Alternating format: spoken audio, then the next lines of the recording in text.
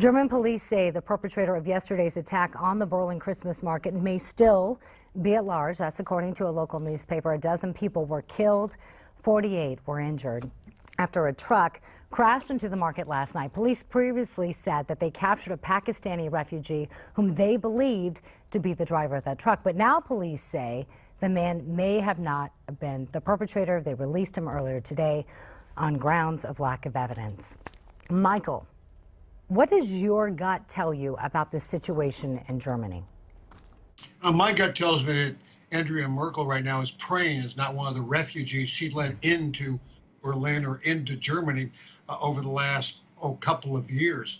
That's what she's hoping for right now. The problem is it probably is one of those refugees who have come into Germany and may very well come here and many other places around the world who are allowing these refugees in at this point without being vetted. It is sad what's going on in Berlin. It's sad what's going on in Paris. It's sad what's going on in so many parts of the world. But it seems to be this is the new normal of attack, using trucks, plowing them into crowded areas and killing here 12, but what was it last year, 80?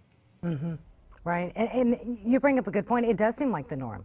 I mean, even the last time I think I filled in for this show when JD was gone, we were talking about the attacks happening at the Pulse nightclub in Orlando. Right.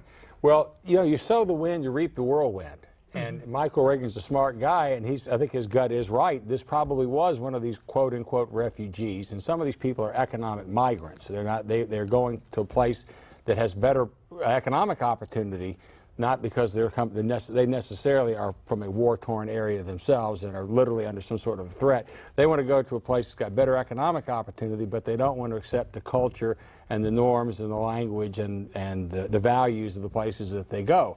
So this is what happens, that people think that things like borders do matter, language does matter, what people believe does matter, and now we sow the wind, and they're now reaping the whirlwind. We want to go to something. Randy, I can jump in. Go ahead.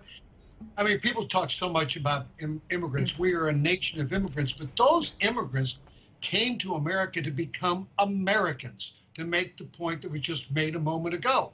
Today's immigrants come here to set up their country that they left in the United States of America and think that they can live the same way here as they lived in the country that they, in fact, broke out of to come to the United States of America. It's about time immigrants who come to any country, live by the laws and take on the values of the country that they, in fact, came to, not ask us to change our values to be like the country they ran away from.